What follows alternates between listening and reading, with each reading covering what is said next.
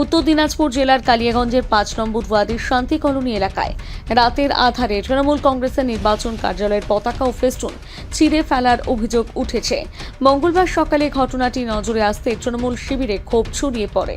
তৃণমূলের অভিযোগ, বিজেপি আশ্রিত দুষ্কৃতীরা এই ঘটনার সঙ্গে যুক্ত, যদিও অভিযোগ সম্পূর্ণ অস্বীকার করেছে বিজেপি।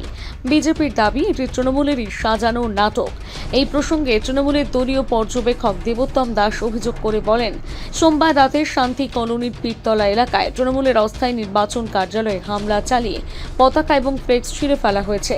তার দাবি, কালিয়াগঞ্জের ৫ নম্বর ওয়ার্ডে বিজেপির জনসমর্থন ক্রমশ কমে যাচ্ছে। আর তৃণমূল প্রার্থী নিতাই বৈশ্যর বিপুল জনসমর্থন দেখে ভীত হয়ে এই ধরনের ঘটনা ঘটানো হচ্ছে।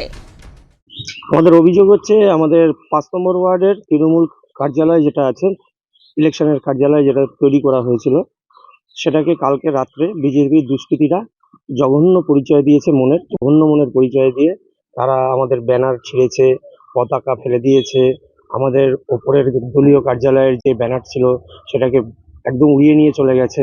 হ্যাঁ, এইসব জঘন্য মনের পরিচয় দিয়েছে এবং আসলে আমাদের মনে হয় তারা ভীতগ্রস্ত এবং উৎপল মহারাজজির ৫ নম্বর ওয়ার্ডে ভিত দুর্বল হয়ে গেছে। হ্যাঁ, এতদিন ধরে ৫ নম্বর ওয়ার্ডের মানুষকে তারা অনেক রকম ভুল বুঝিয়ে এসছে।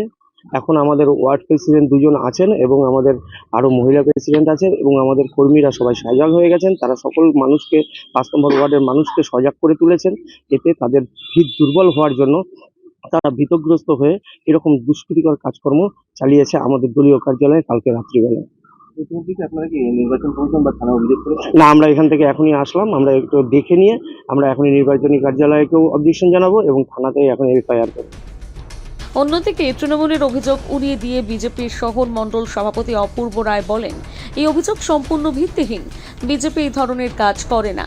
তৃণমূল বুঝতে পেরেছে যে কালিয়াগঞ্জে তাদের হার নিশ্চিত, তাই রাজনৈতিক উদ্দেশ্যে এই ধরনের নাটক করা হচ্ছে।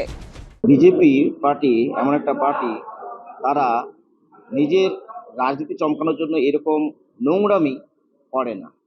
আর এইসব নোংরামি, এগুলো হচ্ছে তৃণমূলের নাটক। তার কারণ তৃণমূল জানে বা তৃণমূল বুঝতে পেরে গেছে কালিয়াগঞ্জ বিধানসভায় তাদের হাড়ের ডঙ্কা বেজে গেছে, তাদের কোনো অস্তিত্ব বজায় থাকছে না। সেই অস্তিত্ব বজায় বা বাজারে টিকে থাকতে গেলে সেই প্রচারটা চেষ্টা করছেন, প্রচার যেন থাকি প্রতিদিনের। তাই জন্য তারা প্রতিদিনই এরকম দুষ্কর্ম নিজের নামে তারা করছে। যেভাবে ২০২১ সালে মুখ্যমন্ত্রী নিজের পা ভাঙার নাটক করেছিলেন, সেই নাটক এখন আমাদের কালিয়াগঞ্জের বুকে তৃণমূল নেতারা করছে। না, একদম ভিত্তিহীন, একদম ভিত্তিহীন। হয়তো এরপরে আরো অনেক কিছু করবে, যেটা তারা দোষটা পুরো বিজেপির ঘাড়ে চাপানোর চেষ্টা করবে। ঘটনাকে কেন্দ্র করে এলাকায় রাজনৈতিক উত্তেজনা তৈরি